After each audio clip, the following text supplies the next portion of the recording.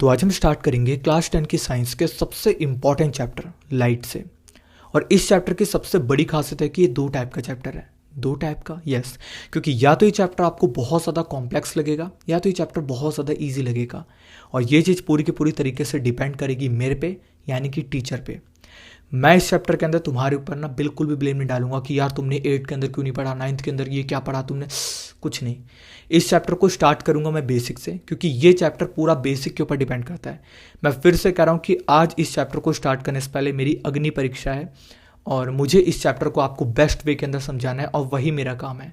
क्योंकि ये चैप्टर मेरे पे डिपेंड करता है कि मैं आपको समझा पा रहा हूँ कि नहीं समझा पा रहा, सीधी सी बात है। तो मेरी अग्नि परीक्षा जो है वो स्टार्ट होती है। सबसे पहली बात, लाइट एक्चुअल में होती क्या है। आप में से काफ़ी बंदे कहेंगे यार इस टाइम पे इस कॉपी के ऊपर जो चीज़ डल रही है और जिस चीज़ की वजह से आपको ये कॉपी के अक्षर दिख रहे हैं उसी को हम लोग लाइट कहते हैं। आपके आसपास बल्ब होगा, बल्ब ही हटाओ, आप इस टाइम पे फ़ोन को देख पा रहे हो, फ़ोन के अंदर की स्क्रीन नहीं कह रहा, फ़ोन को देख पा रहे हो कि यार मेरा फ़ोन कहाँ पर रखा है। अपने आसपास बेड को देख पा रहे हो, पन्ने को देख पा रहे हो, कॉपी को देख पा रहे हो, किसी भी चीज़ को देख पा रहे हो, वो सारा का सारा पॉसिबल है आपके लाइट की बदौलत।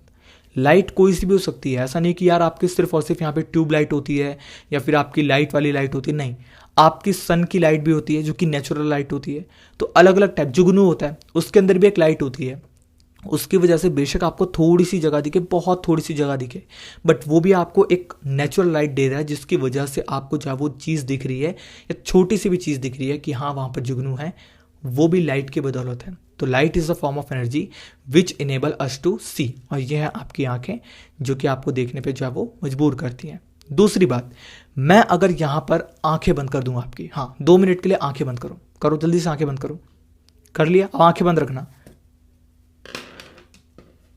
अभी आंखें बंद रखना। अब आंख को खोलो, अब बताओ आपने स्क्रीन पर क्या देखा। कहोगे भाई कुछ नहीं पता, तो 10 सेकंड पहले जाओ, 10 सेकंड पहले चले गए। आपने देखा कि मैंने अपने हाथ को हिलाया, उसी में मेरा पेन गिर गया और वहां पर चला गया था। तो ये चीज आप कैसे देख पाए, लाइट तो पहले से थी यहाँ पे, आपने आंखें बंद करी तब भी यहाँ पे लाइट थी, ऐसा तो था नहीं कि लाइट नहीं थी। तो लाइट के होने से ही आप उस चीज को नहीं देख सकते या फिर किसी भी चीज को नहीं देख सकते। अगर मैं यहाँ पे लाखों करोड़ों अरबों लाइट आपके सामने रख दूं, आप तब भी एक भी चीज को नहीं देख सकते जब तक कि आपके पास ऑप्टिकल इंस्ट्रूमेंट ना हो। आइस की बात नहीं कर रहा, ऑप्टिकल इंस्ट्रूमेंट की बात कर रहा हूं। ऑप्टिकल इंस्ट्रूमेंट का मतलब होता है वो चीज, वो इंस्ट्रूमेंट जिसकी वजह से हम लोग किसी भी चीज को जो है वो देख पाते हैं। अगर ऑप्टिकल इंस्ट्रूमेंट नहीं है, लाखों नहीं अरबों में कहीं पर भी आप चले जाओ, आप लाइट कितनी भी वहां पे पड़ी हो, आप किसी भी ऑब्जेक्ट को नहीं देख सकते। एनी ऑब्जेक्ट और organ which works in presence of light is called optical instrument. Optical instrument होगा तभी आप लोग लाइट को जो है वो अच्छे से देख पाओगे। हमारे पास इसको आइस कहते हैं, अब आप इसको लिख लो, आइस कहते हैं। अगर मैं किसी अलमीरा को लाइट आंखें लगा दूं, ऑप्टिकल इंस्ट्रूमेंट लगा दूं, आंखें भी नहीं कहूंगा, ऑप्टिकल इंस्ट्रूमेंट, तो वो अलमीरा भी देखना शुरू कर देगा।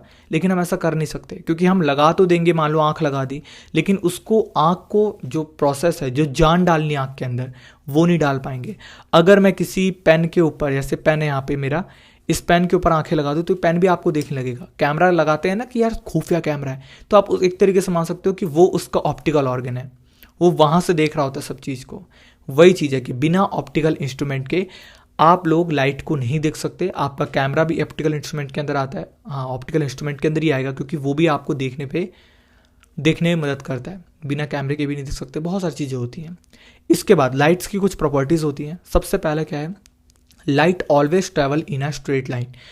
लाइट आपकी हमेशा स्ट्रेट लाइन में ट्रैवल करती है। अब स्ट्रेट लाइन का मतलब, यहां से मैं एक टॉर्च से लाइट मार रहा हूं, ये आपका एक पोल है, यहां से लेके यहां तक का पोल है, ठीक है। यहां से मैं लाइट मार रहा हूं, लाइट मार रहा हूं, लाइट मार रहा हूं। आप मुझे बताओ यहां से मुझे लाइट दिखेगी, या यहां से बैठा हूं, यहां पे एक और जगह मैंने ऐसे कर दिया, यहां पर क्या मुझे लाइट दिखेगी? आप कहोगे कि दिख जाएगी यार, नहीं दिखेगी। मैं इसमें वो वाला सीन नहीं कर रहा कि यहां पर शीशा लगा दिया, यहां पर शीशा लगा दिया, यहां पे, ऐसा नहीं है। सिंपल एक पोल है, पाइप वाला पोल है, यहां पे टॉर्च मारी तो यहीं तक आपको दिखेगा, इसके अलावा यहां पर भी नहीं दिखेगा, यहां पर भी नहीं दिखेगा। ऐसा क्यों है?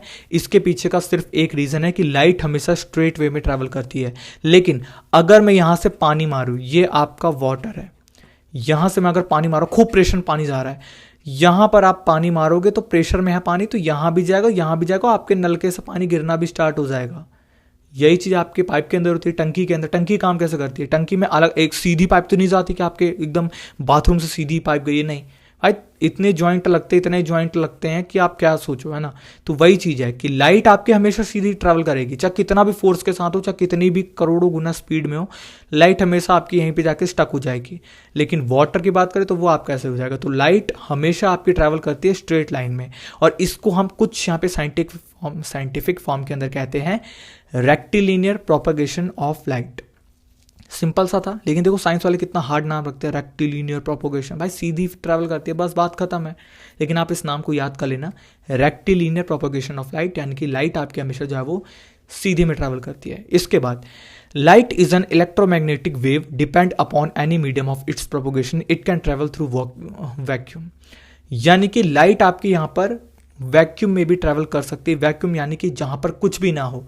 जैसे कि बात करें कि आपका यूनिवर्स, वहां पर आपका कुछ भी नहीं है, वैसे बात करें कुछ भी नहीं है यार, एकदम ना ग्रेविटेशन है, ना कुछ है, ना ऑक्सीजन, ना कुछ है, लेकिन वहां पर भी आपकी लाइट जब वो ट्रैवल करती है वेव की तरह। कैसे फॉर्म करती है? वेव की तरह ऐसे फॉर्म करती है कि अगर आप एक काम करो, आप गाड़ी में बैठे हो, एक कार है, ठीक है, कार में बैठे हो, कार का शीशा बंद कर लो, क्या कार के अंदर आपको लाइट आएगी? ऑब्वियस है यार, आएगी लाइट, सीधी घुस के आएगी लाइट।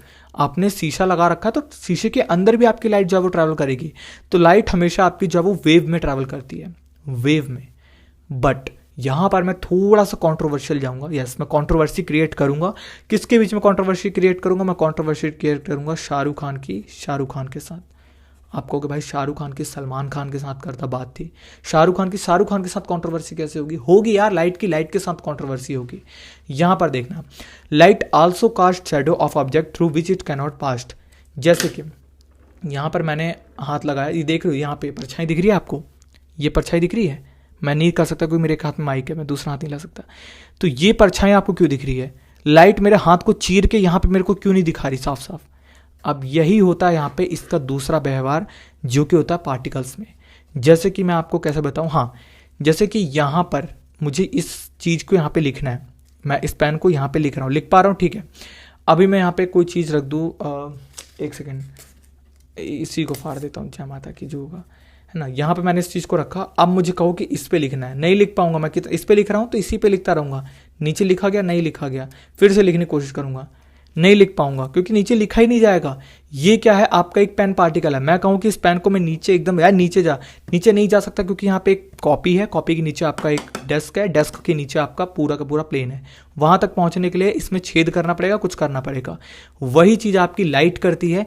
एक जगह तो आप देखो शीशे के अंदर लाइट ट्रैवल कर जाती है, कैसे कर जाती है? वो भी तो एक चीज ही है, एक पार्टिकल है, लेकिन वहां पर वेव जैसा व्यवहार करती है, और कहीं कहीं पर आपका पार्टिकल वाला व्यवहार करती है। मैं हाथ डाल रहा हूं तो परछाई दे रही है, ये नहीं कि हाथ के आर पार दिखा दे। तो यही चीज है कि लाइट का आपका ड्यूअल नेचर होता है, या एक जगह वो वेव वाली पोजीशन दिखा रही है, एक जगह वो पार्टिकल जैसी पोजीशन दिखा रही है। तो यहां पर एक कंट्रोवर्सी है, ज्यादा डीप में मत जाओ क्योंकि इतना आपको ज्यादा नहीं आएगा काम। 10th के अंदर तो इतना इंपॉर्टेंस है, इसके आगे जब बढ़ोगे तो बात अलग हो जाती है, ठीक है। इसके बाद सीधा दिख रहा है, इसमें यही दिक्कत होती है, सीधा देखना पड़ता है। हाँ, how do we see object? हम किसी भी ऑब्जेक्ट को कैसे देख सकते हैं? कहोगे सीधे से जवाब है because of light. We can see object in presence of light. ये चीज क्या देखना? Presence of light. जहां पर लाइट प्रेजेंट होगी, प्रेजेंट सर वही चीज वाला, जहां पर लाइट प्रेजेंस होगी वहीं पर आप लोग ऑब्जेक्ट को देख सकते हो। इस पेन को देख पा रहे हो, विदाउट लाइट नहीं देख पाते।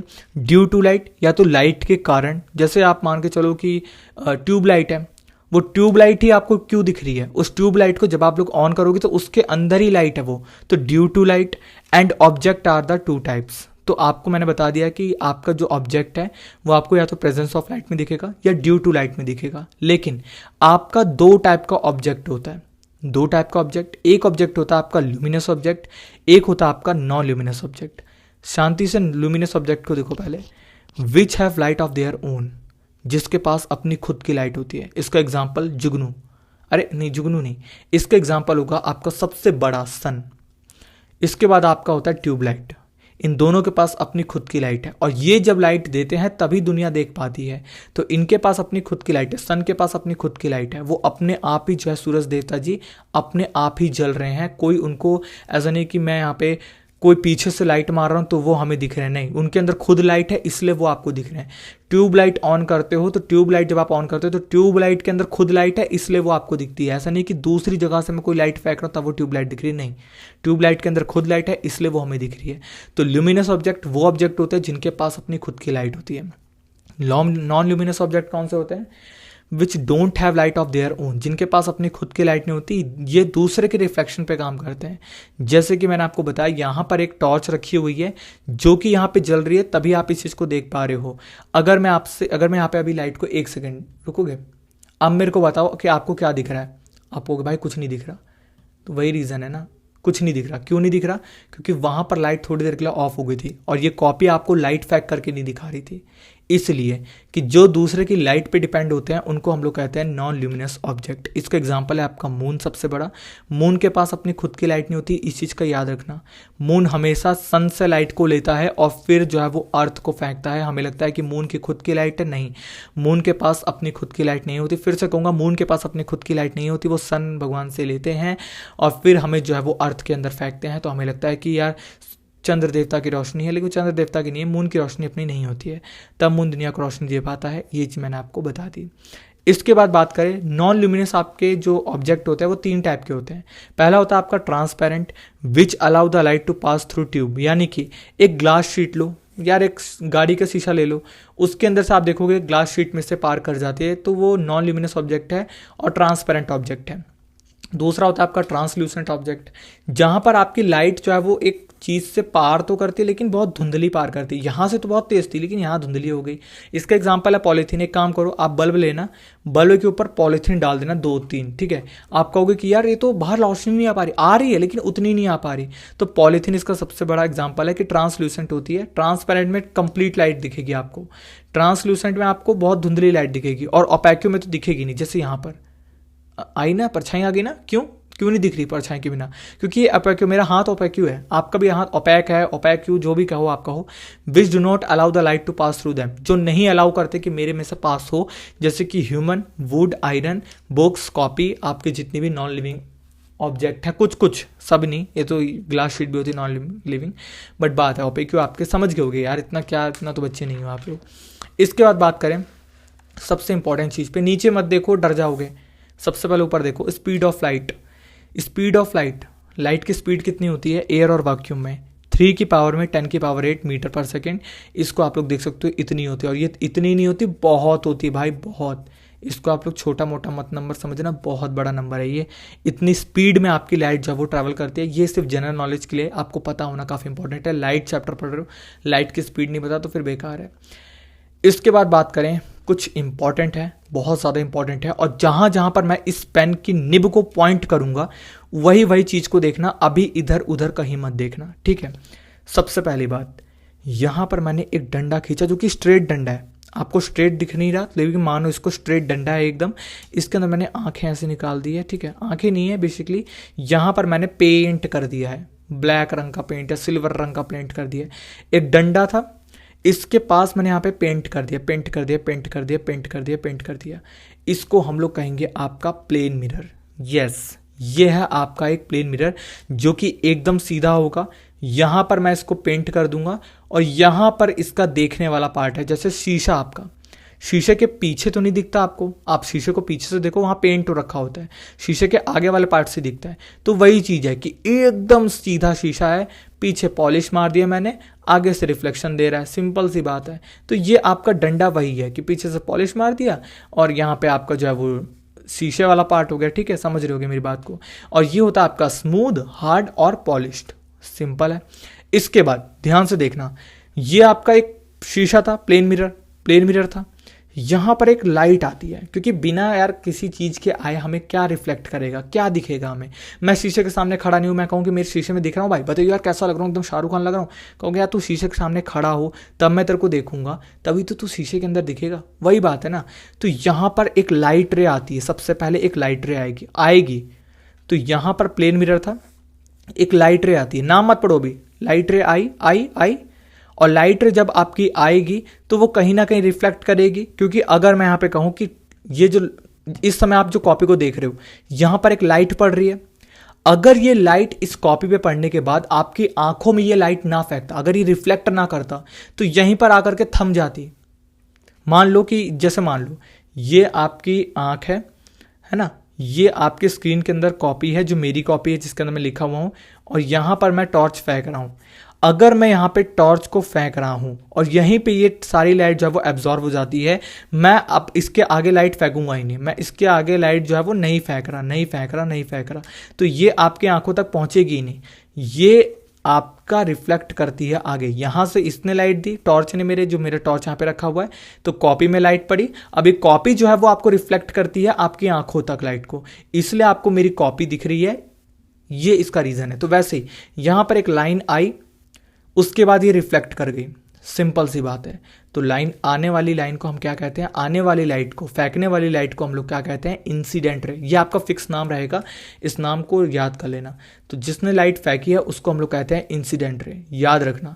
और जहां पर आपकी लाइट फेंकी जा रही है उसको हम लोग कहते हैं, हम लोग यहाँ पे रिफ्लेक्टेड रे। ये दोनों ही चीज आपकी सेम रहेगी, अभी इतना ही समझो, इसके ज्यादा मत समझो। इसके बाद सबसे इंपॉर्टेंट चीज, यहां पर मैंने आपसे कहा कि ये आपकी लाइट को फेंक रहा है और ये रिफ्लेक्ट कर रहा है, लाइट को फेंक रहा है, रिफ्लेक्ट कर रहा है। अब मैं आपसे कहता हूं कि आप मुझे एंगल ऑफ इंसिडेंस निकाल करके बताओ। एंगल ऑफ इंसिडेंस का मतलब क्या होता है, जो आपकी लाइट आ रही थी उसका एंगल बताओ, जो लाइट को फेंका गया है इसका एंगल मुझे बताओ। आप कहोगे भाई ये तो सीधा आके यहां से चली गई, तो यहां पे तो ये पूरा ही एंगल बनाएगा ना रिफ्लेक्टेड। तो यहां पर हम इन दोनों को अलग अलग एंगल में बांटने के लिए कि इंसिडेंट रे का एंगल अलग होना चाहिए क्योंकि वो आपकी आने वाली थी, जाने वाली का एंगल अलग होगा, ये चीज याद रखना। ये आपका होगा आने वाली का एंगल, ये होगा आपके रिफ्लेक्टेड रे का एंगल। अब एंगल, जाने वाली के एंगल को हम लोग क्या कहते हैं, angle of incidence, angle between incident ray and normal रे। अभी भी नहीं समझ में आया, हम इन दोनों एंगल को अलग अलग बांटने के लिए बीच में एक लाइन को खींचेंगे जो कि होगी आपकी नॉर्मल। और नॉर्मल हमेशा याद रखना एक इमेजिनरी लाइन होती है जिसको मैंने इन दोनों एंगल को अलग अलग बांटने के लिए डाला है। अगर मैं इस लाइन को ऐसे टक टक टक टक करके नहीं बीच में डालूंगा तो ये दो एंगल कभी अलग होंगे ही नहीं, ये एक एंगल बन जाएंगे। और मुझे एक एंगल नहीं रखना, मुझे अगर अलग से इस एंगल को निकालना है या फिर इसके अलग एंगल को निकालना है तो बीच में एक लाइन को मुझे डालना पड़ेगा और डेफिनेटली डालना पड़ेगा। तो ये हमारी एक इमेजिनरी लाइन है जो कि मैंने बीच में डाली है इसलिए कि मैं इन दोनों एंगल को अलग कर सकूं। और अगर कभी भी जीवन में, शीशे के अंदर याद रखना, अगर आप बीच की इमेजिनरी लाइन को क्रिएट कर रहे हो तो वहां पर डॉट डॉट डॉट डॉट वाली लाइन को क्रिएट करना। कभी भी सीधी लाइन मत खींच देना, बीच में सीधी लाइन खींची मार्क्स कटे। पूछो क्यों कटेंगे, क्योंकि ये हमने लाइन बनाई है, ये शीशे ने कहीं लाइन नहीं बनाई थी, रिफ्लेक्शन इंसिडेंट किसी ने लाइन नहीं बनाई थी, हमने लाइन बनाई इन दोनों एंगल को अलग अलग बांटने के लिए। अब समझ में आ रहा है। तो ये नॉर्मल वाली लाइन को हमने क्रिएट करा तो हम इसको डॉट डॉट के फॉर्म में क्रिएट करेंगे इन दोनों एंगल को अलग अलग बांटने के लिए। दूसरी बात, एंगल ऑफ इंसिडेंस आपका लिखा जाता है एंगल आई की फॉर्म में। एंगल ऑफ रिफ्लेक्शन आपका लिखा जाता है आर की फॉर्म में। एंगल बिटवीन रिफ्लेक्टेड रे या नॉर्मल रे, सिंपल सी बात है। एंगल बिटवीन इंसिडेंट रे या नॉर्मल रे, इंसिडेंट रे आपकी ये री, नॉर्मल रे आपकी ये री, इसके बीच का जो एंगल बनेगा उसको हम लोग कहेंगे incident ray. Angle between reflected ray आपकी ये री है ना, रिफ्लेक्टेड रे, ये आपकी नॉर्मल रे, इन दोनों के बीच में आपका जो आ रहा है उसको हम लोग कहेंगे एंगल आर, सिंपल सी बात। तो ये था आपका पूरा का पूरा कंप्लीट प्लेन मिरर वाला कॉन्सेप्ट। इसके अंदर आपके दो लॉ होते हैं। सबसे पहला law, incident ray, normal and reflected ray all lie in same plane, यानी कि ध्यान से सुनना, ये जो आपको डंडी दिख रही है और ये तीनों चीजें, चाहे आपकी नॉर्मल है, चाहे इंसिडेंट रे और चाहे रिफ्लेक्टेड रे, तीनों की तीनों आपकी एक ही लाइन पर है। ऐसा तो नहीं है कि इंसिडेंट रे यहां से आ रही थी तब से रिफ्लेक्टेड रे यहां चली गई, नॉर्मल मैंने यहां बना दिया, ऐसे कोई चीज टच ही नहीं कर रही, नहीं। ये तीनों चीज आप देखो, इंसिडेंट रे यहां पर टच हो रही है, नॉर्मल रे यहां पर टच हो रही है और आपकी रिफ्लेक्टेड रे यहां पर टच हो रही है। तो यहां पे एकदम सही लिखा हुआ है, पहला लॉ है, इस चीज को याद रखना। Incident ray, normal ray and reflected ray all lie in same plane.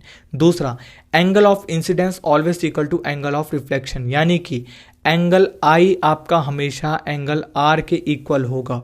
अब ये क्यों होगा मैं आपको बता दूं, क्योंकि देखो जिस स्पेस में आपकी एंगल जगह, जिस स्पेस में आपका लाइन गई है उसी पेस में यहाँ पर गई है, और दोनों जगह जब सेम ही सेम है तो यहाँ पर मैंने बीच में आपका एकदम बराबर पे ही काटा है, 90 डिग्री के एंगल पे काटा है। परपेंडिकुलर मतलब 90 डिग्री होता है, 90 डिग्री पे ही आपका काटा है। तो सिंपल सी बात है, ये एंगल आपका इस एंगल के हमेशा इक्वल रहेगा।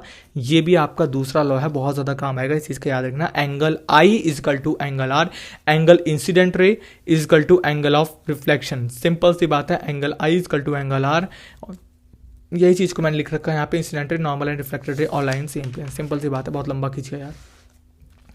इसके बाद और इसको हम लोग कहते हैं आपका रेगुलर रिफ्लेक्शन। जो रेगुलर आपके घर में आप देखते हो उसको वही रिफ्लेक्शन होता है ये। तो रेगुलर रिफ्लेक्शन कह दो या फिर रिफ्लेक्शन कह दो। बेसिकली रेगुलर रिफ्लेक्शन का मतलब है कि हम रोज़मर्रा की लाइफ में जिसको देखते हैं, इसका एक डेफिनेशन भी है, उसको देख लेते हैं। Bouncing back of a ray of light after striking a smooth hard and polish surface in a regular pattern is called reflection. Simple था, जो मैंने वही बताया पीछे। अब इसके बाद एक नया कॉन्सेप्ट है, ये मैं हूँ, ये आप हो।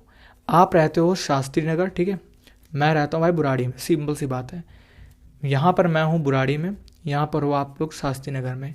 मैं आपको कॉल करके कह रहा हूँ भाई भाई बहुत ज़रूरी है, बहुत भयंकर लड़ाई हो गई कुत्ते वाले, ओ सॉरी कौन सी गाली इंदिरा, बहुत भयंकर लड़ाई हो गई भाई, एक काम कर आजा, जल्दी से आजा, करोल बाग मेरी लड़ाई हुई, बहुत भयंकर लड़ाई हो गई है। तो भाई मेरा जो दोस्त शास्त्री नगर से निकला, भाई चला आप पहुँचता हूँ तेरी बात है ना। तो हम दोनों पहुँचे यहाँ पर करोल बाग में, फिर वहाँ पे लड़ाई वड़ाई निपटाई हमने, उसके बाद हम लोग जो है अपने घर आ गए। तो यहाँ पर जब मेरी करोल बाग के अंदर लड़ाई हुई, मैंने अपने दोस्त को फ़ोन लगाया, वो वहाँ पहुँचा, मैं वहाँ पहुँचा, बात निपटाई हमने। तो इसको हम लोग कहेंगे आपका रियल। इमेज की बात ही नहीं कर रहा, रियल की बात कर रहा हूँ सिर्फ, कि मैं वहाँ पे रियलिटी में पहुँचा। ये बात सच है क्योंकि मैंने वहाँ पे जाके निपटारा किया लड़ाई का, अपने सुलझाया कि भाई लड़ाई वड़ाई नहीं करनी चाहिए, हम लोग बहुत सीधे साधे आदमी हैं ऐसे करके निपटा दिया मैंने। उसके बाद दूसरा मैंने यहाँ पे एक इंसिडेंट लिया, मेरे इसकी लड़ाई हुई थी, मतलब मेरी फिर से लड़ाई हुई, ठीक है मान के चलो मेरी फिर से लड़ाई हुई, और ये बंदा शास्त्री नगर में था। मैंने कहा भाई लड़ाई हो गई, करोल बाग चलना पड़ेगा। वो कहता भाई बहुत ताकतवर लोग हैं यार, क्या करेगा। नहीं यार तू चल, तो मैं हूँ ना, मैं कह रहा हूँ उससे भाई तू चल। तो वो कह रहा है चल ठीक है आएंगे। तो फिर रात का समय आया, ये बंदा फ़ोन करता भाई तू वहाँ पे गया था। मैंने कहा यार मैं भी नहीं गया, मेरे को भी डर लग रहा था यार, बहुत भारी भारी बंदे थे। तो मैंने इसको कहा, और ये खुद भी नहीं गया, मैं भी खुद भी नहीं गया। मैंने कहा कि भाई रहने देते हैं, छोड़ना, क्यों जाएंगे फालतू में, क्यों अपनी बहस करनी, वाले पिट पिटा के आ गए। तो यही चीज़ है, हम दोनों ने कहा तो था कि करोल बाग जाएंगे लड़ाई करने, लेकिन गए ही नहीं। तो ये क्या था, वर्चुअली हम लोग सिर्फ ख्याली पुलाव बना रहे थे कि यार चलेंगे मारेंगे कुत्ते की तरह, लेकिन मारे नहीं, क्योंकि हम लोग डर रहे थे कि यार बहुत भारी भारी बंदे हैं यार, छोड़ना क्या फ़ायदा। और दोनों रात को फ़ोन लगा करके बात कर ली कि चल रहने देते हैं, छोड़, कोई फालतू बहस नहीं करनी किसी से। तो ये होता है आपका रियल, जहाँ पे हम असली में पहुँचे। ये होता है आपका वर्चुअल। अभी इसके बारे में हम डीप में समझेंगे, इसे मैंने एग्जांपल लेकर के कुछ भी फैक्ट दिया मैंने आपको, जो मैंने समझाने के लिए इंपॉर्टेंट था। इसके बाद अभी उसको मत सोचो, ठीक है, अभी यहाँ पे समझो ऑब्जेक्ट क्या होता है। ऑब्जेक्ट, ये पेन क्या है, ऑब्जेक्ट है। ऑब्जेक्ट आपको कब दिखता है, either it emit light of its own, या तो ये ऑब्जेक्ट अपनी से लाइट फेंक रहा हो, ये अपने से फेंकेगा नहीं। सिर्फ बल्ब है, बल्ब जो कि अपने से लाइट फेंकता है। तो ऑब्जेक्ट आपको कब दिखता है, ऑब्जेक्ट कैन बी सीन जब उसको अंदर से खुद लाइट निकल रही हो, या तो इट रिफ्लेक्ट सम और more part of light following on it, या तो मेरी इस पेन के ऊपर लाइट आ रही है तभी आपको ये पेन दिख रहा है, कॉपी दिख रही है, इसके अंदर की लिखी हुई सारी चीज़ें दिख रही हैं, ठीक है। And when light rays from our object meet appear to meet then image of that object is formed, यानी कि जो आपकी लाइट रेंज है वो एक ऑब्जेक्ट से मीट करके दूसरी ऑब्जेक्ट पे मीट करती है, तो उस तब आपके ऑब्जेक्ट जो है वो फॉर्म होते हैं। सिंपल सी बात है, मैंने आपको बता दिया। इसके ऊपर लाइट पड़ेगी तभी तो जल के दिखेगी ऑब्जेक्ट, ठीक है। इसके बाद बात करें इमेज की। अब इमेज क्या होती है, ऑब्जेक्ट तो देख लिया, अब इमेज क्या क्रिएट होती है। Image and image form when light ray from the object meet at some point, यानी कि ये क्या लिख दिया मैंने, अरे ये क्या लिख दिया, सच्ची में अजीब सा हो गया। Light ray from the object meet at some point, यानी कि लाइट रे किसी ऑब्जेक्ट पर किसी भी पॉइंट पर पड़ती है तो उसको हम लोग कहते हैं आपका real image. Light ray from the object appear to meet at some point, इसको हम लोग कहते हैं वर्चुअल इमेज।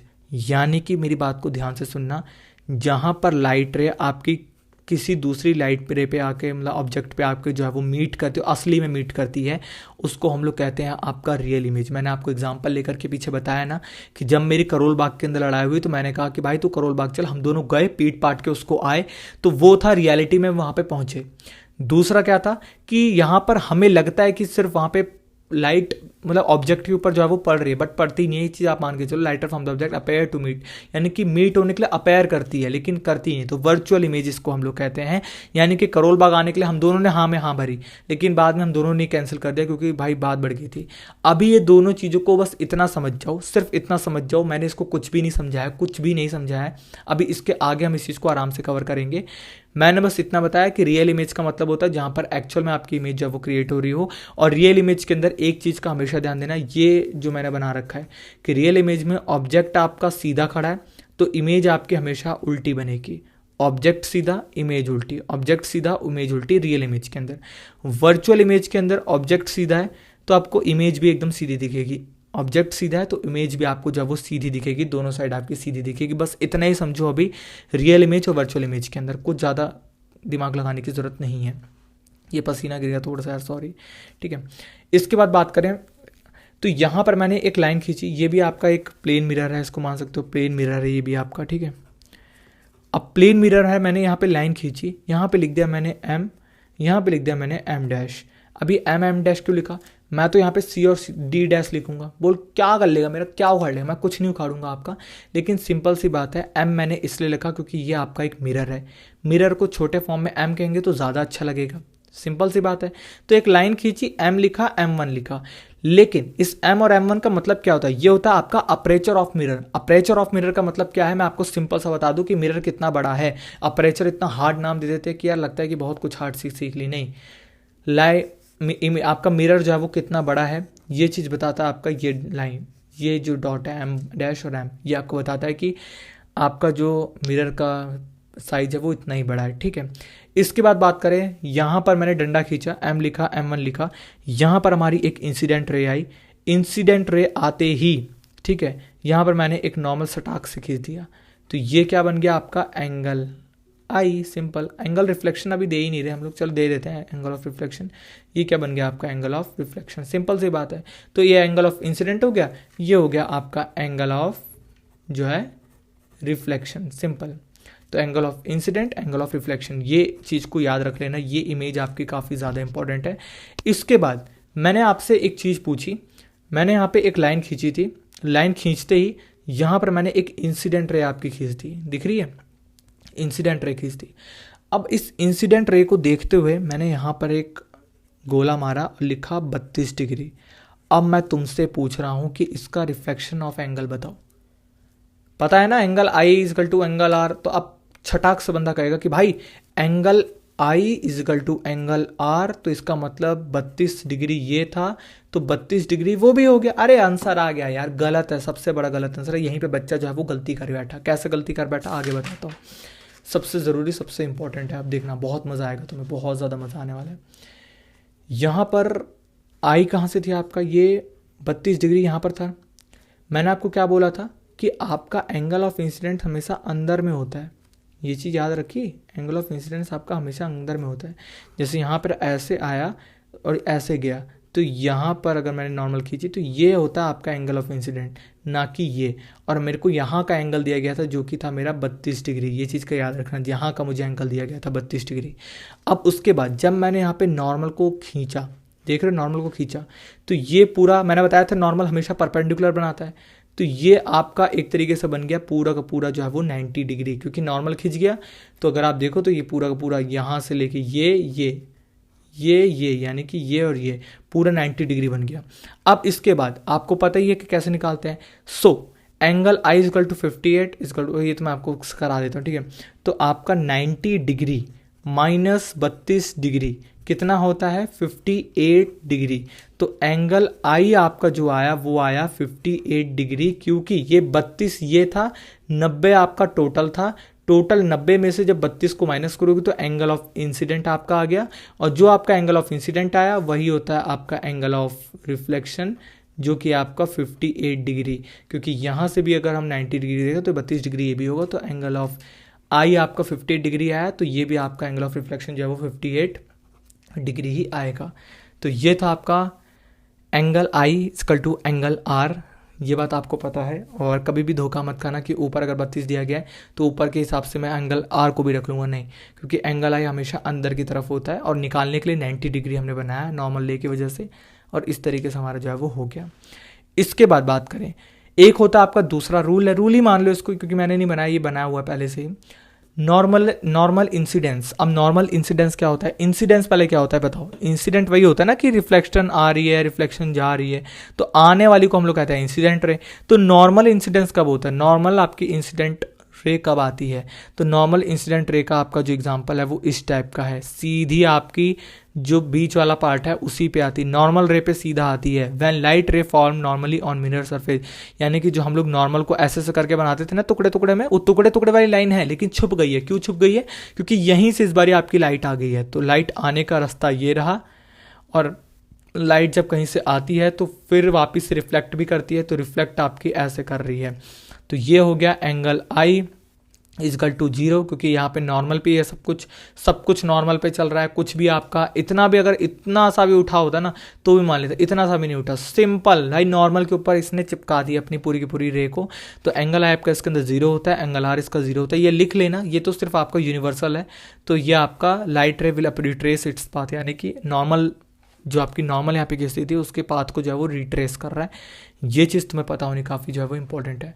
अब एक बच्चा मुझसे कहता है कि एक भाई बात बता, अब यहां पर लाइट रे फॉल करेगी, कैसे हम मान लें। हाँ, इसमें भी लाइट रे फॉल करती है, इसको हम लोग कहते हैं आपका डिफ्यूज्ड रिफ्लेक्शन। डिफ्यूज्ड रिफ्लेक्शन का मतलब bouncing back of light in an irregular pattern. ये इररेगुलर पैटर्न है, कोई सीधा पैटर्न नहीं है, तो इसको after striking an irregular surface is called आपका डिफ्यूज्ड रिफ्लेक्शन। ज़्यादा ये आता ही नहीं है, मैंने तो एक्स्ट्रा में डाल दिया इसको, बस ये आता ही नहीं है, सिंपल सी बात है।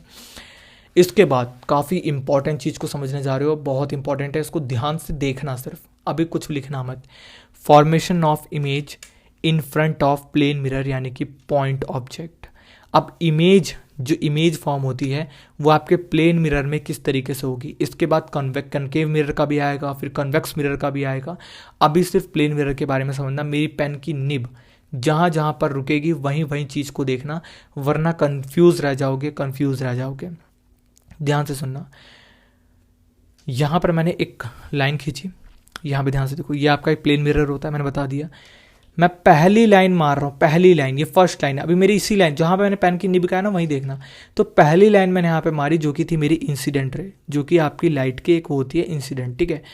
तो जब यहाँ पे मैंने मारी तो ये आपकी यहाँ से सीधा यहाँ पर चली गई। अब यहाँ पर चली गई तो यहाँ पर एक पहला एंगल बन गया। इसके बाद दो यहाँ पे आपकी जो हमेशा याद रखना, दो इंसिडेंट रेज आती है प्लेन मिरर के अंदर, आपकी दो इंसिडेंट रेज आएगी जैसे यहाँ पर जा रही है। फिर इसके बाद यहाँ से इसी ऑब्जेक्ट से दूसरी लाइट आपकी निकल करके आएंगी। एक तरीके से मान सकते हो हमारी दो आंखें होती है ना, तो दो चीज़ों को हम देखते हैं, मतलब दो नहीं एक ही चीज़ को देखते हैं लेकिन दो अलग अलग तरीके से देखते हैं। वही चीज़ है यहाँ पे कि एक ऑब्जेक्ट में से आपकी दो तरह की लाइट निकलती है। तो ये ऑब्जेक्ट है आपका, फिर यहाँ से एक और लाइट आपकी यहाँ पर गई और यहाँ पर आके मिली, फिर ये आपका इंसिडेंट रे था, एक और चीज़, ठीक है। लेकिन इसका रिफ्लेक्शन आपका दूसरी आंख पे यहाँ पर आ गया। ये आपकी एक आंख थी यहाँ पर आपकी दूसरी आंख थी, दोनों आंख को दिखने के लिए जो है वो दोनों जगह से आ गए। बट यहाँ पर एक काफ़ी इंपॉर्टेंट चीज़ का आपको ध्यान देना है कि इमेज जो आपकी फॉर्म होगी वो इमेज आपकी फॉर्म होगी इस मिरर के पीछे यहाँ पर। और मैंने आपको पहले ही कहा था कि जो आपकी वर्चुअल इमेज होती है, यानी कि हम अपेयर करते हैं मीट करने पे, लेकिन वहाँ पे वो एक्चुअल में होती नहीं है, रियल नहीं है, उसको हम लोग कहते हैं आपका डॉटेड फॉर्म में हम उसको लिखते हैं डॉटेड फॉर्म में। ये चीज़ याद रखना, ओ ये आपका डॉटेड फॉर्म के अंदर होगा, क्योंकि यहाँ पे अपेयर, जैसे मैं आपको बता दूँ, यहाँ पर आप खड़े हो शीशे के सामने, फिर आप खड़े हो, तो यहाँ पर मैं एक चीज़ कहूँगा, ये आप हो, मैं तो आपको जो है थप्पड़ मार सकता हूँ, सिंपल सी बात है, सुनना यार ध्यान से, ठीक है।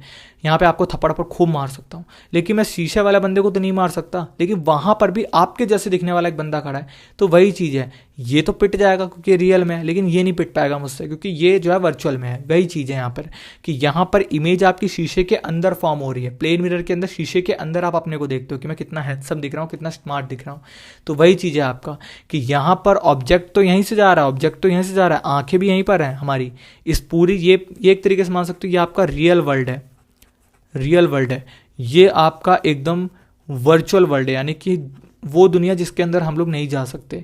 तो रियल वर्ल्ड के अंदर आपका ऑब्जेक्ट भी है, रियल वर्ल्ड के अंदर आपकी दोनों गोटियां भी हैं, यानी कि आंखें आपकी हैं, लेकिन इमेज जो बन रही है वो हमारी वर्चुअल साइड में बन रही है। भाई बहुत समझा दिया, अब नहीं समझाऊंगा। Virtual formed image formed by parent, ठीक है। तो ये चीज़ थी।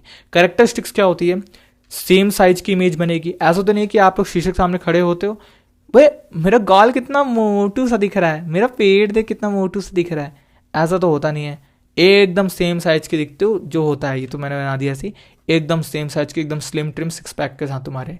तो कैरेक्टरिस्टिक्स है, सबसे पहली बात सेम साइज के होते हैं। Object distance in front of mirror is equal to image, यानी कि अगर आप शीशा यहाँ पर है, यहाँ पर खड़े हो, तो आपको शीशे के अंदर भी लगेगा कि वो बंदा यहाँ पर खड़ा है, इतना दूर आपको लगेगा, डेफिनेटली लगेगा। सी वर्चुअल है, मैंने आपको बता दिया। लेटरली इन्वर्टेड है, लेटरली इन्वर्टेड, अब देखो हार्ड लैंग्वेज आ गई ना। Characteristics of mirror due to which left side of object appears to be right side of image and vice versa, यानी कि लेफ्ट आपको उठाओगे तो राइट नजर आएगा। सिंपल सी बात है। शीशे के सामने जाना और ए लिखना, आपको ए का एकदम ए ही दिखेगा क्योंकि इसका कुछ उल्टा होता नहीं है। लेकिन अगर तुमने बी लिखा, बी लिखो अपनी कॉपी के अंदर ऐसे सीधा, शीशे के सामने ले जाओ, ये बी ऐसा बन जाएगा आपका। एम्बुलेंस आप देखते होगे, एम्बुलेंस में हमेशा उल्टा क्यों लिखा रहता है कि जब भी अगर गाड़ी के सामने, शीशे के सामने अगर उसको रखा जाए, या फिर कोई बंदा अगर गाड़ी की साइड वाले शीशे से देख रहा है तो उसको दिखा रहा है एम्बुलेंस आ रही है, इसलिए आपका जो है वो उल्टा लिखा होता है एम्बुलेंस। तो वही चीज़ है यहाँ पे कि लेटरली इन्वर्टेड होता है कि अगर आप राइट हैंड उठाओगे अपना तो लेफ्ट हैंड आपको उठता हुआ दिखेगा शीशे में, लेफ्ट हैंड उठाओगे तो सीधा आपका हाथ जो है वो उठता दिखेगा शीशे के अंदर। समझ गए? ज़्यादा है नहीं कॉम्प्लेक्स। अब यहाँ पे मेरे से 2 बार गलती हो गई थी, इसलिए यहाँ पे मैंने इसका रखा है। दूसरे टाइप का एक और चीज़ होती है प्लेन मिरर के अंदर, एक और चीज़ आपकी जो है इंक्लूड है, जो कि आपका कि मैंने यहाँ पे एक लाइन खींची, ये आपकी मिरर है, मान के चलो मिरर है, ठीक है। एक लाइन खींची मैंने तगड़े तरीके से, यहाँ पर मैंने सबसे पहले नॉर्मल पे ही, ये चीज़ याद रखना, नॉर्मल पे ही आपकी एक इंसिडेंट रे गई और उसी में यहाँ पे तुरंत रिफ्लेक्शन मार दिया। पहला देखो, हर ऑब्जेक्ट के मैंने आपको बताया ना, 2 आपकी लाइट रे निकलती है क्योंकि 2 आंखें होती हैं, यही तरीके से आप मान सकते हो एग्जांपल। और क्या, तो यहाँ पर ये जिस एंगल में जा रही है ये इसी एंगल में आ रही है, पहले आपकी लाइट की रिफ्लेक्टेड रे थी, उसके बाद एक आपका यही ऑब्जेक्ट से एक और लाइट निकली कि वो नीचे की तरफ निकली, तो ये आपकी रिफ्लेक्टेड रे, ये आपकी इंसिडेंट रे। बट यहाँ पर हम इसको आराम से एक नॉर्मल रे को खींच देंगे। यहाँ पर एक एंगल ए एस करके आपका जो है एक ट्राइंगल का फॉर्मूला आता है, लेकिन इसको अगर ध्यान दोगे तो फिर कुछ नहीं समझ पाओगे। सिंपल से मेरी बात को समझो, object distance in front of mirror, image distance in behind the mirror, दोनों आपका एकदम सेम रहेगा। कैसे? क्योंकि यहाँ पर आपने ऑब्जेक्ट तो इसी रियल में आ रहा है, लेकिन हमारा जो इमेज बनेगी वो यहाँ पर बनेगी। तो सबसे पहले हम लोग वर्चुअल इमेज बनाने के लिए इसको यहाँ तक खींचेंगे और इसको भी यहाँ तक खींचेंगे, और दोनों ही चीज़ आपकी एक जगह आके पॉइंट कर रही है।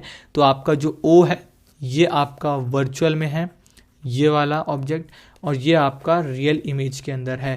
तो ये चीज़ का ध्यान देना कि ये आपकी एक वर्चुअल इमेज बनी है, और इसका साइज जितना है इधर वाली में भी इसका साइज भी उतना ही है। कोई इसमें बड़ा छोटे वाली बात जो वो नहीं है, इस बात का आपको पता होना चाहिए। दूसरे टाइप का आपका चीज़ थी, ये चीज़ आपको जो है वो पता होनी चाहिए बस।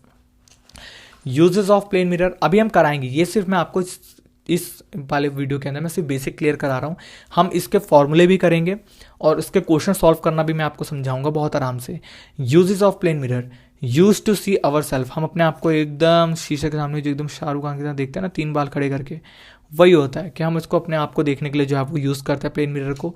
Use in certain shop, barber की शॉप में जाते हो वहाँ पर आपको यूज़ दिखता है। Use in some busy road, आप कभी देखोगे कि यार रोडों पे भी ना शीशे लगे होते हैं एकदम बाल देखने के लिए। पेरिस्कोप, पेरिस्कोप क्या होता है, यहाँ पर एक चीज़ का ध्यान देना, आपने एक चीज़ बनाई होगी, नहीं बनाओगे तो बनाने को दिया जाता है, काफ़ी जगह पे दिया जाता है, मैंने देखा है, ठीक है, कि यहाँ पर एक शीशा मार देते हैं, यहाँ पर एक शीशा मार देते हैं, यहाँ पर एक शीशा मार देते हैं, फिर एक लाइट मारते हैं, तो यहाँ का भी ऑब्जेक्ट दिखता है, फिर यहाँ का भी एक ऑब्जेक्ट दिखता है। तो क्यों दिखता है? यहाँ पर एक प्लेन मिरर है, यहाँ पर एक मिरर है, यहाँ पर एक मिरर है, इसकी वजह से आपको दिख जाता है। वो यहाँ पर भी आँख डालो चाहे यहाँ पर एक डालो, कोई भी ऑब्जेक्ट होगा, है ना। तो ये चीज़ होता है पेरिस्कोप के अंदर, हम इसको इस तरीके से जो बना देते हैं। नहीं होगा पेरिस्कोप के बारे में अपने टीचर से जाकर के पूछना, मैं भी टीचर हूँ कि मैं कैसे दिखा दूँ, मेरे पास नहीं है यार, खरीदा नहीं, मैं बनाया भी नहीं है अभी तक, ठीक है। इसके बाद नेक्स्ट जो काफ़ी इंपॉर्टेंट है, अब आता है आपका काफ़ी इंपॉर्टेंट टर्म जो कि आपकी स्फेरिकल मिरर। अब स्फेरिकल से पहले यहाँ पे मेरी बात, स्फेरिकल मिरर को मत देखो, मिरर कुछ नहीं होता, सिंपल सी बात है। स्फेयर क्या होता है, स्फेरिकल क्या होता है, मिरर हटाओ भी, स्फेयर क्या होता है, स्फेयर होता है आपका एक गोल सी 3D इमेज। 3D इमेज का मतलब होता है कि सिर्फ सर्कल नहीं, एक रोटी की बात नहीं की जा रही, एक अर्थ की बात की जा रही है, एक गेंद की बात करी जा रही है। जो आप गेंद खेलते हो ना, जब बॉल करने जाते हो तो गेंद खेलते हो, उसको मैं सर्कल तो नहीं कह सकता कि चपटी हुई है आपकी, नहीं, वो एक मतलब हर जगह से आपकी उभरी उभरी सी होती है। मैं कैसे समझाऊं यार, मेरे पास बॉल, समझ रहे होगे मेरी बात को, मैं कैसे समझाऊं, ठीक है। तो सिंपल सी बात, ध्यान से, जो आपका अर्थ है वो आपका स्फेरिकल है, ना कि गोल। वो गोल नहीं है, वो स्फेरिकल है। रोटी होती है गोल, क्योंकि उसके अंदर सिर्फ लंबाई है और ब्रेथ है, ये चीज़ का याद देना।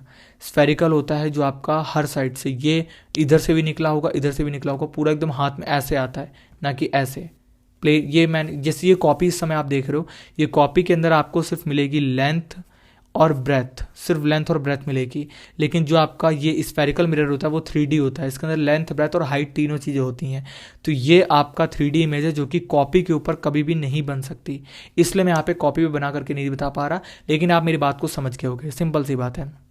तो मान लो आपकी एक गेंद है, इस गेंद के मैं इतने पार्ट को सिर्फ काट लेता हूँ, सिर्फ इतने पार्ट को काटा, ये वाला पार्ट, ये थोड़ा सा गेंद अजीब सी बन गई है, गेंद ऐसे होती है, गोल होती है, ये चीज़ याद रखना, ये ऐसे गोल गेंद है। तो मैंने इतने पार्ट को काटा और ये वाले पार्ट को मैंने ऐसे ऐसे डॉट डॉट डॉट करके फेंक दिया।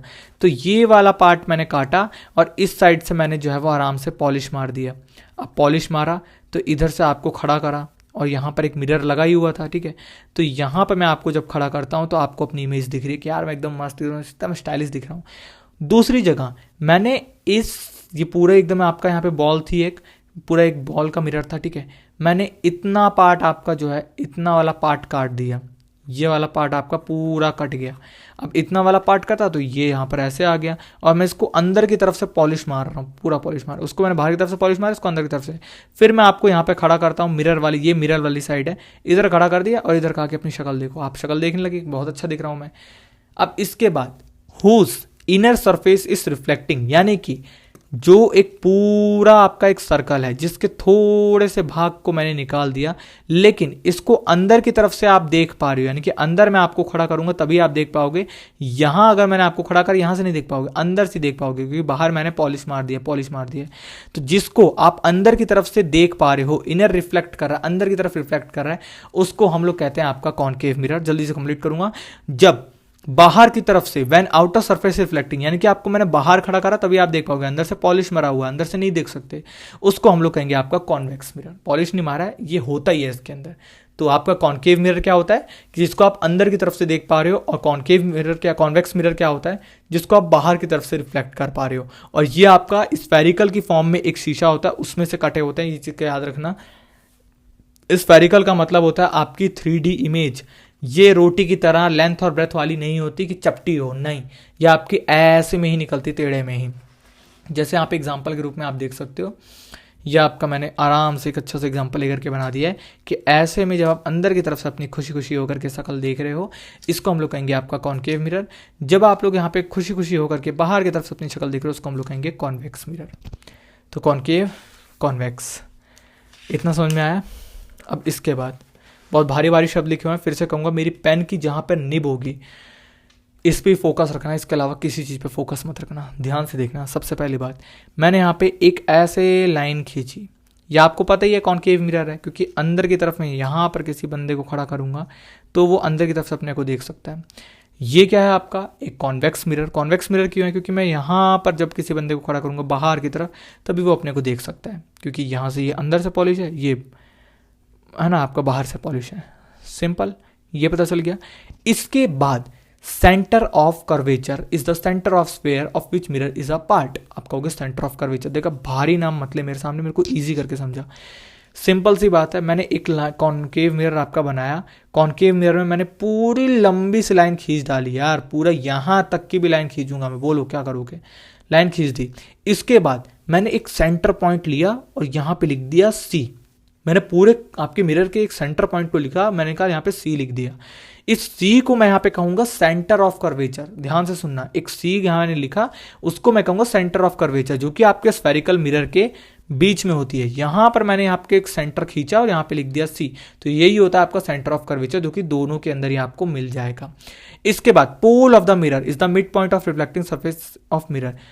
ये चीज आप देख रहे हो, ये यहां मैंने पी लिखा हुआ है इधर, लेकिन ये है इधर ही का पी।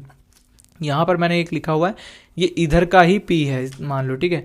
तो ये होता है आपका पोल ऑफ द मिरर, यानी कि ये आपका रहेगा ही रहेगा जहां पर आपका लाइट की रे आती है, यहां से लाइट की रे आएगी, सिंपल सी बात है, जहां पर, ठीक है।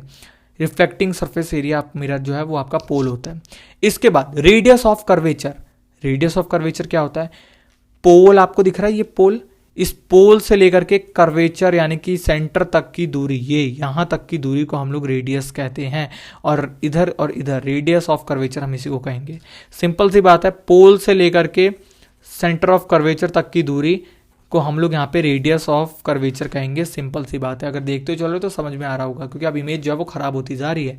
Principal axis, line joining centre of curvature to the pole of the mirror and the extended identity is called principal axis. यानी कि सेंटर ऑफ कर्वेचर से कितना भी आगे तक खींच दो, या आप लोग चाहो तो आप लोग पोल से भी, यहां से भी आप कितना भी आगे तक खींच दो, कितना भी आगे तक खींच दो, कितना भी आगे तक खींच दो, सेंटर ऑफ कर्वेचर से कितना आगे तक खींच दो, कोई टेंशन की बात नहीं है। इसको हम लोग कहेंगे आपका प्रिंसिपल एक्सिस वाली लाइन। ये लाइन पूरी की पूरी लाइन को ही हम लोग कह रहे हैं आपका प्रिंसिपल एक्सिस। ये पूरी की पूरी लाइन को ही हम लोग कह रहे हैं आपके प्रिंसिपल एक्सिस। सिंपल सी बात है, जो पीछे की तरफ भी जा रही है, आगे की तरफ भी जा रही है, सब होगी आपके यहाँ पे प्रिंसिपल एक्सिस। बस सिंपल है, ज़्यादा कुछ नहीं है इसके अंदर। खराब हो गई थी इमेज, 2-3 बार बनानी पड़ती बाबू, है ना।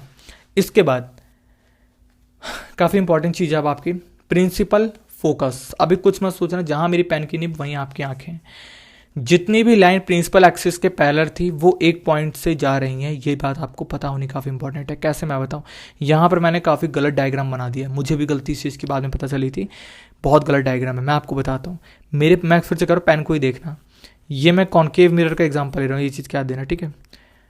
यहाँ पर मैंने आपका एक लाइन बनाई, यह आपका सेंटर ऑफ कर्वेचर, याद रखना सेंटर ऑफ कर्वेचर है, ये है आपका पोल, जो कि मैंने आपको बता दिया है।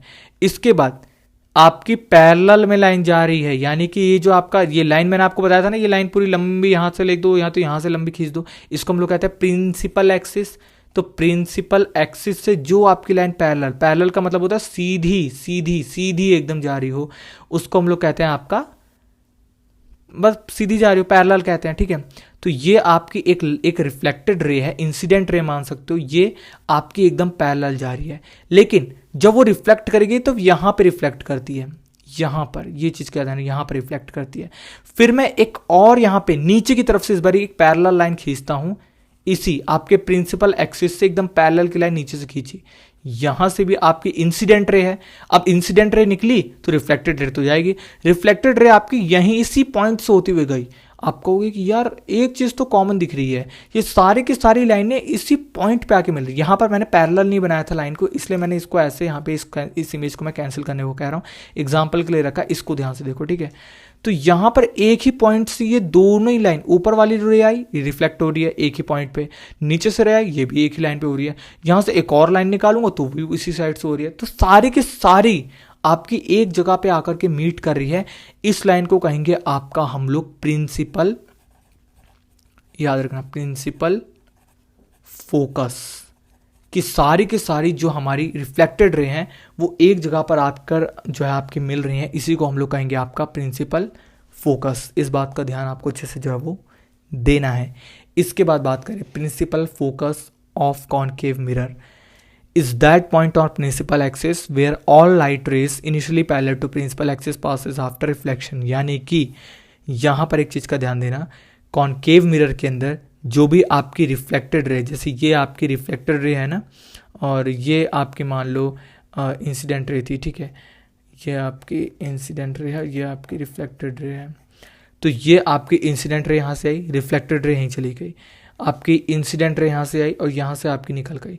यहाँ पर जो अंदर की तरफ बना रही है, और मैंने आपको पहले ही बता रखा है कि इधर की ये पूरी की पूरी साइड है आपकी रियल, ये वाली साइड जो होती है ये इधर वाली में ये होती है आपकी वर्चुअल। क्योंकि ये अंदर की तरफ बना रही है। तो वही चीज़ का ध्यान देना कि यहाँ कॉन्वेक्स मिरर के अंदर भी आपकी पैरेलल में लाइन जाएंगी, यहाँ से पैरेलल गई, फिर वो यहाँ खिंच गई, यहाँ से पैरेलल एक और यहाँ से पैरेलल गई, यहाँ से खिंच गई। लेकिन ये वाली लाइन जो है ये आपकी इधर पे आकर के एक पॉइंट बनाती है, ये आपकी इधर पे आकर के पॉइंट बना रही है, ये भी आपकी इधर पे आकर के पॉइंट बना रही है। यानी कि जो सारा का सारा सेंटर है रिफ्लेक्टेड रे का वो एक जगह आकर के मिल रहा है अंदर की तरफ। तो इसको हम लोग कहेंगे principal focus of convex mirror. ये चीज़ का आपको ध्यान देना है। और जो कॉन्केव मिरर होता है वो रियल इमेज में आपका जो है वो प्रिंसिपल फोकस आता है उसका, और जो कॉन्वेक्स मिरर है उसका वर्चुअल इमेज के अंदर आपका जो है वो प्रिंसिपल फोकस आता है। और इसके अंदर एक आपका डेफिनेशन है जो कि काफ़ी इंपॉर्टेंट है, इसको याद रख लेना। Is that point on principal axis where all light ray initially parallel to principal axis after reflection. Is that point of principal axis where all light ray initially parallel to principal axis appear to diverge form. ये याद को जो है वो याद रखना important है। जो मेन डेफिनेशन थी वो ऊपर में है, इस चीज़ को लिख लेना। Since a concave mirror converges all light ray initially parallel to principal axis to a single part is called converging mirror। concave mirror के अंदर converging mirror इसको हम लोग कहते हैं, convex mirror के अंदर diverging mirror इसको हम लोग कहते हैं। ये चीज़ का याद रखना, converging mirror, diverging mirror, ये डेफिनेशन आपको याद रखनी है। इसके बारे में मैंने आपको पिछले समझा दिया, नहीं है थोड़ा सा बैक लो, आपको समझ में जो है वो आ जाएगा बहुत आराम से। इसके बाद यहाँ पर मैंने फिर से, अभी मेरे पिन पॉइंट को ध्यान देना जो मेरे पेन की निब है, यहाँ पर फिर से मैंने कॉन्केव मिरर बनाया। यहाँ पे मैंने उसकी जो है पॉलिश करा इस वाले पार्ट को।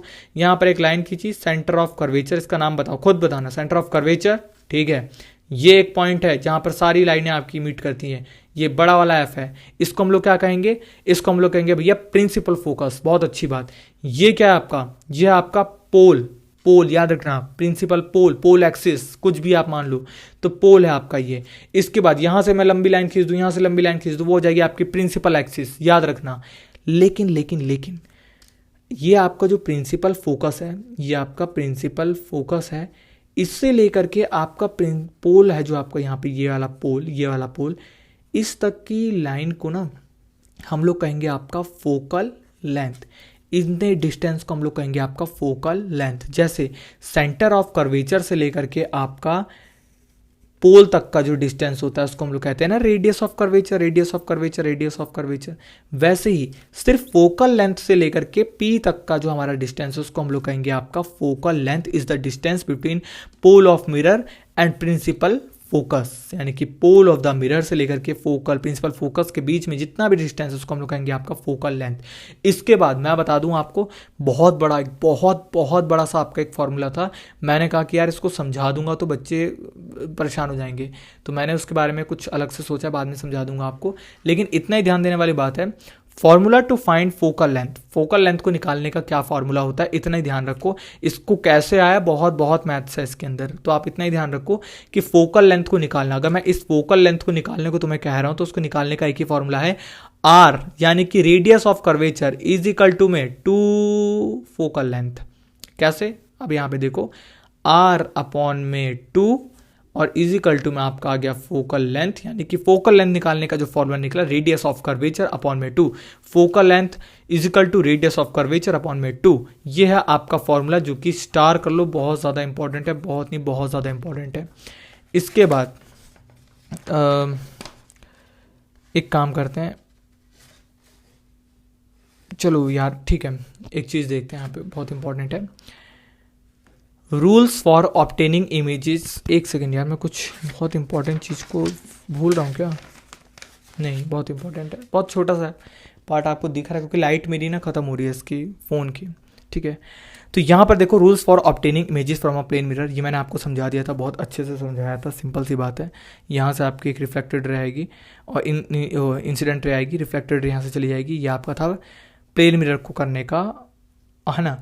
उसके बाद बात करते हैं आपकी इमेजेस कनकेव मिरर के अंदर किस किस टाइप की जो है वो फॉर्म होती हैं। तो सबसे पहला रूल आपका जो यहाँ पर प्रिंसिपल एक्सिस है, ये प्रिंसिपल एक्सिस होता है ना, ये प्रिंसिपल एक्सिस है, इसके एकदम पैरेलल में आपकी एक यहाँ पे रे आती है, फिर वो यहाँ से फोकल लेंथ पे निकल जाती है।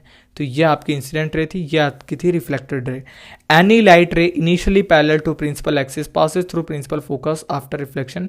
तो ये था आपका रूल नंबर 1 इमेजेस को फॉर्म करने का। ये चीज़ अभी लिख लो, लिखना ही इंपॉर्टेंट है, इसको ज़्यादा दिमाग मत लगाओ, अगले लेक्चर में इसके बारे में हम डिटेल में पढ़ेंगे।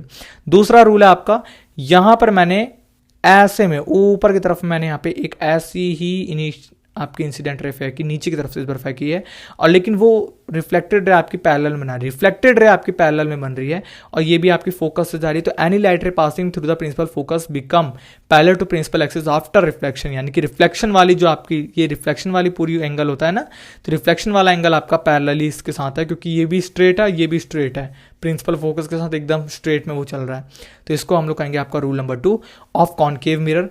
इसके बाद रूल नंबर 3, यहां पर मैं एक सेंटर ऑफ कर्वेचर की तरफ से इंसिडेंट रे फेंकूंगा, और जब एक ही जगह से आपकी वो इंसिडेंट रे आ रही है तो इधर से आपकी वो जो है रिफ्लेक्टेड रे निकलेगी। तो यहां पर देख रहे हो ये आपकी इंसिडेंट रे आई, यहां पर आपकी रिफ्लेक्टेड रे जो है वो निकल रही है, ये इंसिडेंट रे, ये रिफ्लेक्टेड रे, तो इसी जगह से आ रही है, इसी में से जा रही है। तो rule number 3, any light ray passing through centre of curvature retraces its path, यानी कि दोनों ही एक ही पाथ के ऊपर बैठे हुए हैं।